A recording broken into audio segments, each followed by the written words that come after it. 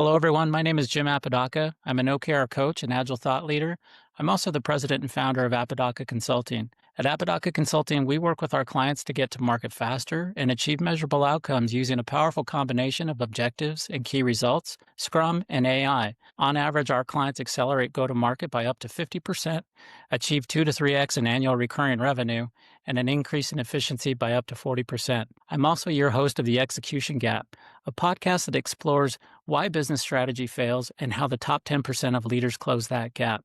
And I'm excited to bring to you today Leslie Lee. Leslie is the head of partnerships at Chargeblast, one of the fastest growing companies in the chargeback mitigation space. In just the past 2 years, Chargeblast has scaled to protecting over 5,000 merchants and processing over more than 5 billion in annual transaction volume. Leslie brings a unique background, having studied computer science, media communication, and public administration at NYU, and later building her own influencer agency. At Chargeblast, she's built the partnership team from the ground up, securing integrations with leading global processors like Stripe, Adyen, WorldPay, Checkout.com, and AirWallex. She's passionate about building strategic partnerships, lean teams, and scalable technology. And she's played a pivotal role in Chargeblast's rapid global expansion. And I'm excited to dig into her journey, Chargeblast's story, and how strategic partnerships have fueled the growth in fintech. Leslie, welcome to the show. Hi, Jim. Thank you so much for having me. Yeah, no, it's great to have you here. Before we jump in, though, tell us a little bit about you and your journey to where you are today and your role at Chargeblast. Yeah, for sure. So it has been definitely an amazing journey. I came from Beijing, China, and I came to the States when I was 18 for college. And from there, like you mentioned, I did comp sci and then communications for undergrad, where I kind of learned to talk to both people and also computer. I think that lends me really well in the space I am in right now, because for fintech partnerships, you're doing the both for sure. And then after that, I did my master's degree at NYU too for public administration, where I did specialization in social innovation investments. And that's why this role at Chargeblast really, really interested me at first, because I saw how innovative the team was, and then how it was filling this gap between how people used to do things manually to now everything is fully automated. And for my personal background, I actually started doing public-private partnerships at UNDP when I was in college. That was a very interesting experience where I was helping the Chinese agriculture government and then a private company in China, and then also UNDP to form this partnership and then to promote public goods with measurable metrics at the end. And that's something that helped me realize that I'm pretty good with people, and it does enjoy me. I do enjoy bridging the different connections all around to drive really great results. And from there, I did sales and trading at 3 different investment banks, including Bank of America. From there, I got very lucky. I got selected as the fellow to the Kennedy Family Foundation. I'm working under Kerry Kennedy. And then we were promoting public goods through the network of 200 LP investors who are CIO and MD level all around the globe, who oversee over $3 trillion in AUM. And that's again, another chance for me to see how from strategic partnerships, you can leverage a network that probably went beyond my wildest expectations, at least. Because growing up in China, I have had the privilege to get a lot of opportunities, but then working for the Kennedys that I saw in the textbook was something that I did not expect when I came here, for sure. And from there, I got to work at a few venture capital firms. And then when I saw Chargeblast, it was actually 7 times the ARR than what one of the firms I worked at used to invest in. And at that firm, they invested in 35 unicorns around the globe. So I know the benchmark for the ARR. And when I saw Chargeblast, at first I was like, if this is true, I definitely need to be part of it. Fast forward to where I am at now, it was definitely true. And now we're even bigger than where we were at when I first saw Chargeblast. It has been an absolute blast. And just being able to build and nurture these partnerships with some of the biggest players in the world has been something extremely fulfilling to myself. And then it's really great to see how fast our team has grown to today's state. Yeah. So I guess with that, Chargeblast has grown incredibly fast, scaling from 2,000 to over 5,000 merchants and handling 5 billion in transactions. What do you see as the biggest drivers of that growth?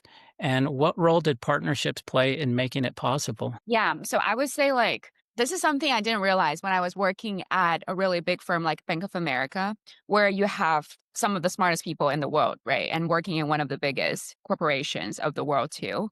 You don't see the power of operations that much. Because when I was on the trading floor, like, it was okay, more like, oh, you have a lot of deals going on and stuff. And I did a lot of internships in that field too.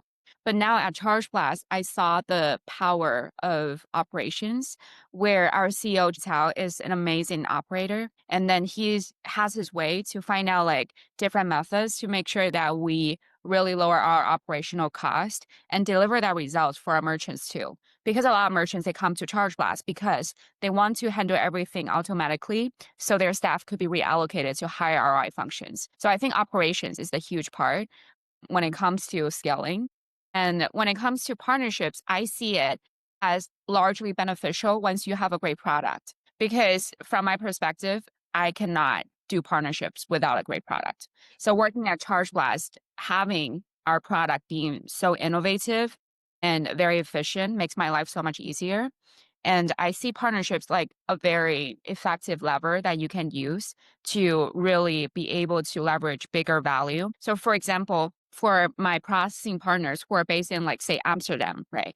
Like, I am physically in New York. I'm not in Amsterdam right now, but they'll be able to co sell our product for merchants who could be benefited from our solution at a region I'm not physically in. So that's how I see like partnerships can really transcend like the time zone and also like just the locations and reach the folks that you will be able to help. And then like on the other side, we also are able to find out what our merchants enjoy using the most. That's how I navigate the partnerships for us too. We usually find partners who are very much trusted by our merchants and we try to expand their network too from our over 5,000 active merchants and $5 billion annual transaction volume. So they can be able to provide their solutions, not just processors, but also orchestration platforms or subscription management platforms to provide our services to our merchants who need them too. Yeah, well, and I love that you touched on operations, and we talked a little bit about that in terms of lean teams and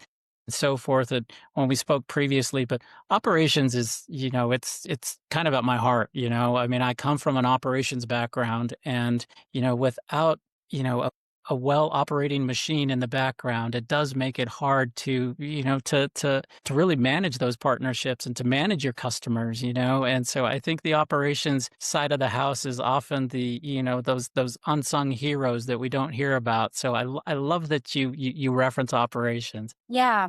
I think also like just a huge shout out to our team in Philippines too, because they are all like handpicked by our CEO who have like they all went to like top universities in Philippines and they have like really great technical knowledge into chargeback mitigation.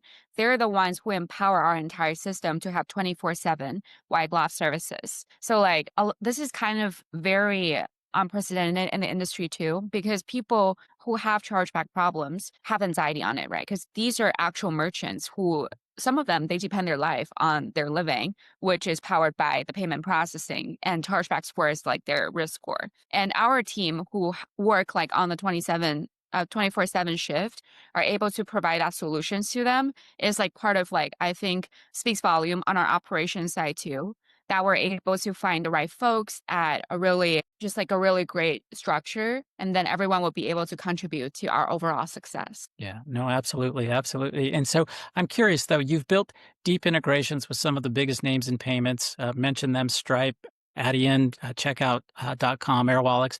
What does it take to build and maintain those kind of partnerships, and how do you accelerate growth for both Chargeblast as well as your partners? That's a great question. So, from my perspectives, I think people, if you're in partnerships, if you're in the partnerships field, you sign up contracts. But before you actually activate it, it's just a piece of paper, right? We can sign as many as we want without like actually executing it.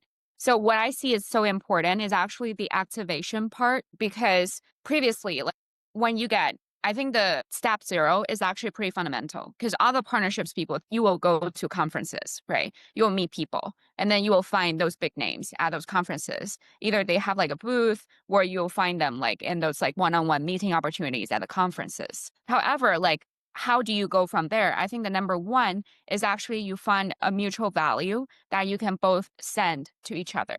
So like for example, Jim, you and me, like we're trying to build a partnership on like from the processor to like our chargeback mitigation platform side.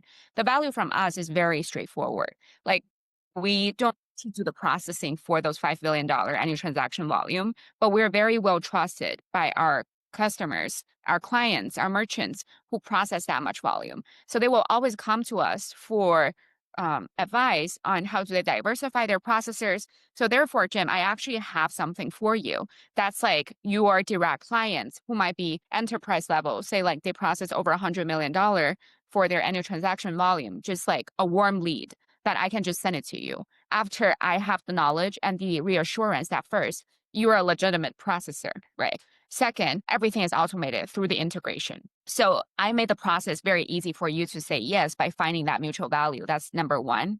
And the second one is I try to do in person business development wherever I can. I find that to be extremely powerful and I find it to be underestimated by people today because of how advanced we are on the technology side virtually. So I enjoy people seeing my face, like hearing my voice, like interacting with me, like in person. So you know who I am, how I do things, how I carry myself. It's very hard to pretend when you always show up that way because you people will see consistency, right? And from there, I think that's where you build trust because my personal belief is for something really, really huge value, people are not going to hand it to you just like virtually.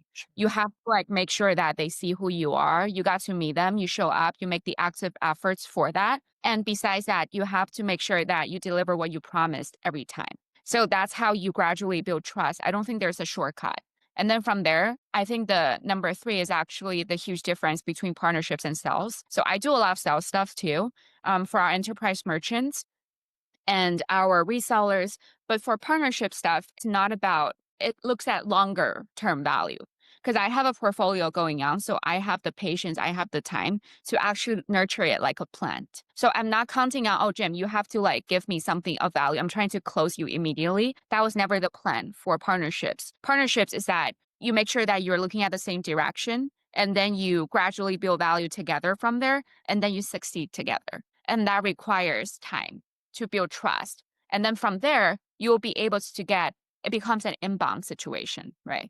Because then, Jim, you know, like, okay, this is how Leslie does stuff. And then this is like how she serves my merchants. Now I can feel very comfortably whenever I hear someone talks about chargebacks. Okay, Chargeblast is the only one integrated into us. And Leslie is really trustworthy. So it becomes a no brainer for you. That saves your time and efforts to give the best solution to your merchants too.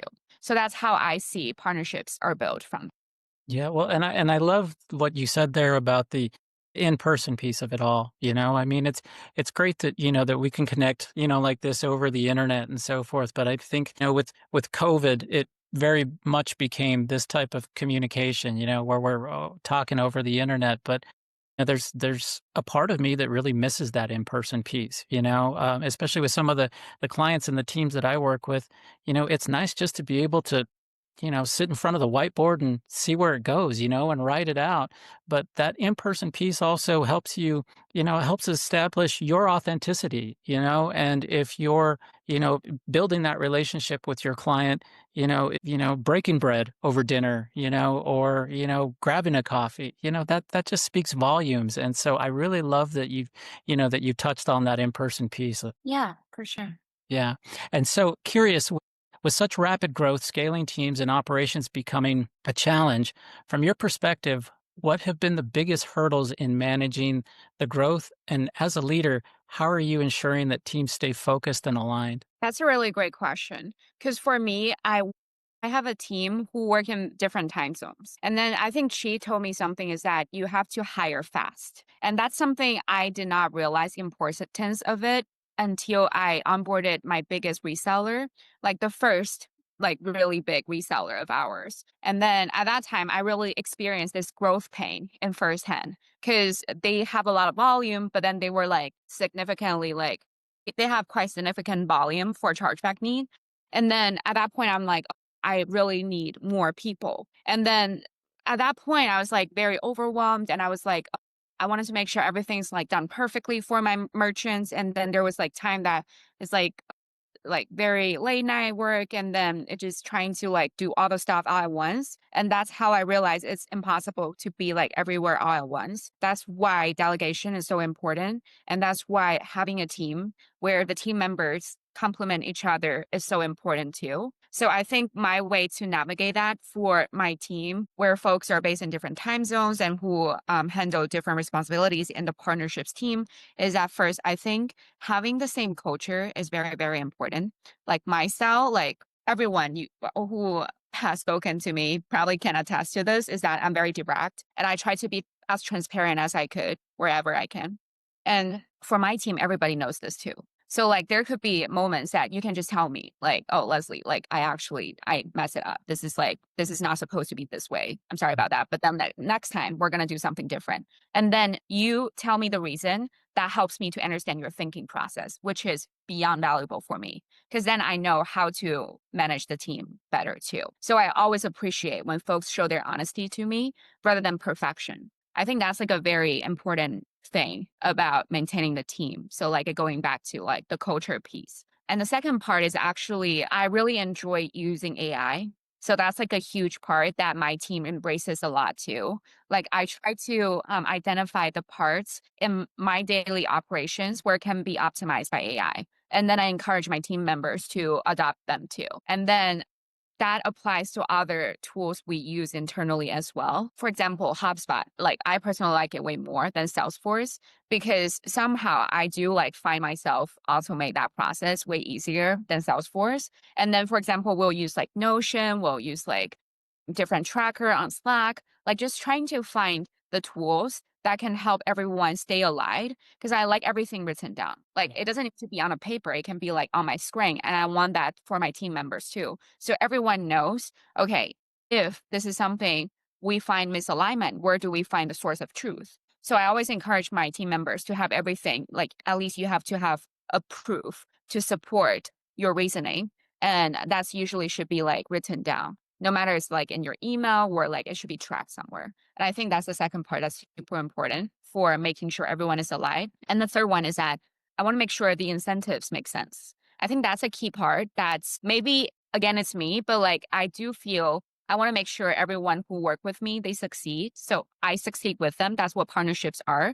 So I want to make sure when we succeed together, everyone is well rewarded by that. So that's something I try to work on for whoever works with me. It doesn't just apply to my team, but also like my partners. So I would say like those three things are what come from the top of my mind. Yeah, no, that's great. One of the things that I found to be effective in working with my clients is objectives and key results, OKRs. It's a great way to. You mentioned transparency, and the framework is very transparent in that sense. And what I appreciate about it, and what I like about it, and what's effective with my clients is that we know what those goals are, and we've defined that these goals are the most important things to the organization. And by doing so, it helps to place guardrails on what the teams are working on. And so if take software engineering and product development teams, for example, if they're getting pinged with things that aren't important, to the organization, with objectives and key results, it does place those guardrails and it allows teams, it gives them the autonomy to say, you know what, that's not important. What I've been told is important is these OKRs, and this is where my focus is. And so I understand that you want that request or that report or whatever it may be, but it's going to have to go into the backlog because right now, this is my main focus. And I found that that's been really beneficial in terms of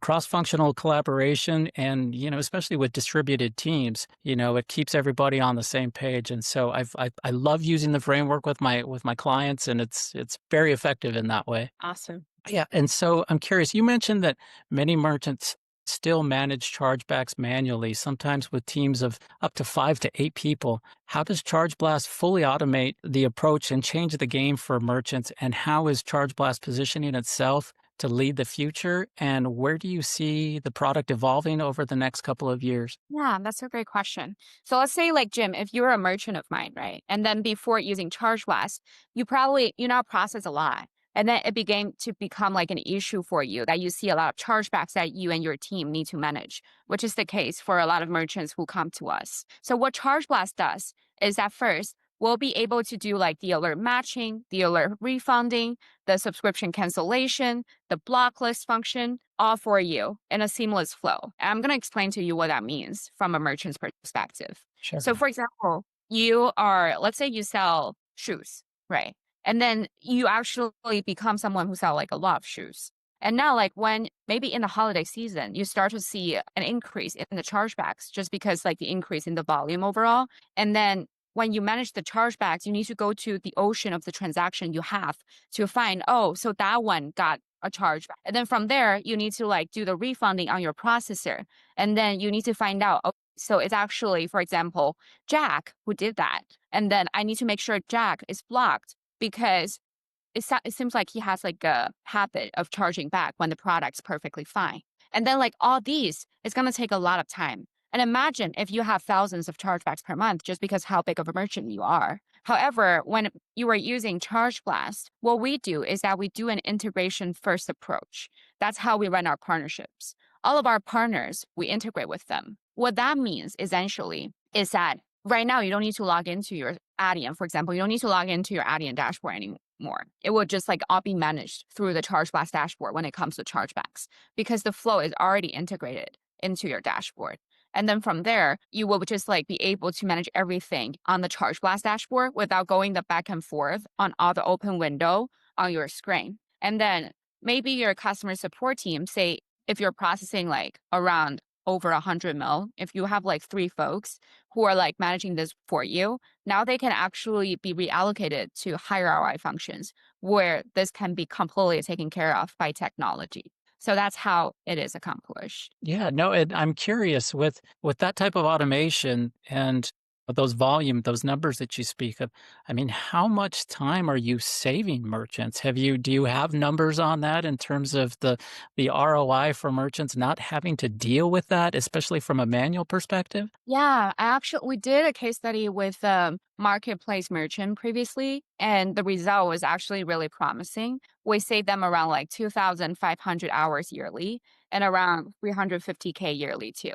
So this is how I like it when I run partnerships too. I want to make sure my partners have like a very promising result to deliver to if they're founders, it's like deliver it to themselves and to the team. And if they do work for someone, if there's the payments had, they'll be able to deliver it to their leadership team too, to show them, okay, so this is what my decision is able to achieve for us. This is what happened under my leadership by using Chargeblast. So that's like definitely something we have been actively contributing to all of our partners who choose us. And we do intend to continue to do so. And to answer your question earlier, right now, previously, we based on everything on the pre-dispute alerts. Now we also offer digital receipts. We offer compelling evidence, which is like fighting the disputes ahead of time. And then we offer the traditional representment, which happens just like fighting the chargebacks without like offering a refunding. So I do see us just gradually grow into like a more holistic product suite for all of our merchants. Yeah, no, that's fascinating. Saving merchants even more time over time is what it sounds like. That is the plan. Yeah, yeah. So when we spoke previously, one thing that stood out was how much you value lean and collaborative teams and building strong bonds across continents. As a leader, how do you foster that culture while scaling so quickly? I think for myself, I do believe like the ownership is something that makes an individual very different from others. They really stand out in the team. So we try to find folks who do have ownership of their work. I think that's a very important foundation. So once you have those people who enjoy working in their role, right? Because for example, I have a computer science background, but I enjoy partnerships way more than coding. My Sure. will attest to this too. People who are good at what they do what they're good at, right? And then like from there, they need to care for what they're doing. Because I can hire 100 people who don't care about what they're doing every day. And then compared to what I have right now, I'll choose what I have right now, like any time of the day. Like, so I think picking the right people. So the hiring process is very important to make sure that culture and that value align. And the second part is I do feel it's like very, very important when you keep something lean. Also, I think it helps you as a leader because people can actually be honest with you in this way. Because with all these hierarchies, it's very impossible for people to tell you if they think you need to improve on certain stuff. But then when we have this in place, I will be able to like actually my direct reports can come to me and they can tell me, okay, Leslie, I think maybe when we do this SOP, this part can be optimized. And I love hearing that because I am building something that's actually efficient and everyone enjoys what they do and they have confidence in their expertise. And the third part is like, again, I think just like I would say today is like a different age than ever because AI can do so many things and they can be your direct reports in many ways. I encourage like folks in my team to like to use, for example, like different AI tool as your direct reports and trying to find the prompts that work best in different tasks so you can deliver the best results, probably like the same scenario when you hire like two more under you who do like very repetitive tasks. So I think those three would be important to like just keep in mind when someone's trying to scale a team and want to keep it lean. Yeah, well, and I love that you touched on the ownership piece of it, right? I mean, when you have an employee that is feels like an owner and they feel like they have that autonomy, I mean, they are invested in it, right? There's a sense of, I enjoy what I do. And when you allow people to do what they do best, I mean, that's ultimately that's the goal. But, that does start with the culture. And do you have a culture that is supportive of that? And it's unfortunate that there are cultures out there that don't nurture that don't support that, and ownership is just so key in having employees that enjoy what they do and love coming to work, and so I love that you touched on that ownership piece. Yeah, definitely. So one of the things with so as you know, this podcast, The Execution Gap, a podcast that explores why business strategy fails and how the top 10% of leaders close the gap. In your many years of experience, what's one gap that you've seen time and time again, and how have you learned to close that gap? And what advice would you give to other leaders who may be facing a similar situation, whether it's building trust with partners, creating the right structure in teams, or knowing when to slow down and focus on strategy? Yeah, I love that question. So I think I touched on the strategic partnerships a lot previously. For this, I think my answer is actually something more high level. I wanted to say like the authenticity piece, which is actually so important in business from my own observation. I think people talk about authenticity in interpersonal relationships a lot off work, but I actually find it to be very important when you're trying to build a partnership and also when you're trying to work with your team. So this is something I actually discussed with Chi, our CEO, before from a podcast that he encouraged our team to watch from the internet. And then it was saying that you want to find people who are really eccentric. You don't want to find people who are wearing a mask and then you just like work with them and then you try to make sure they just like come to work and then they leave. You want to find people who are actually eccentric and they're not afraid to speak their mind and they actually find that like authenticity in themselves already so they can deliver authentic results. That's something actually really sticks with me whenever I am building stuff with people because I think I learn it from a very personal way because when I was growing up, I am not very traditional. Like I love debating. I was like always like the captain of the debate club, which was not that usual for girls like from where I grew up. And then I always loved to lead. Like I was always like someone who would manage like the entire class where we had like 43 people and then like out of 41 would vote for me wherever like we got like those elections going on. And it was actually hard at first because I would get like comments like, oh, maybe this is not what a girl should be like. Cause that makes you like, there could be different words, it could be different like things, just like different voices on that. But then when I gradually grow up, I find out that your authenticity is actually your superpower because that's like something that's very true to your heart desire and who you are. And that's something nobody can take away from. So to fill the gap when it comes to building partnerships or having very effective team culture, I think, at least for myself, which I can only speak for, is that you want to find somewhere that you can be authentic because when you are not authentic, you're probably just performing at like I would say 30 to 60% as a range.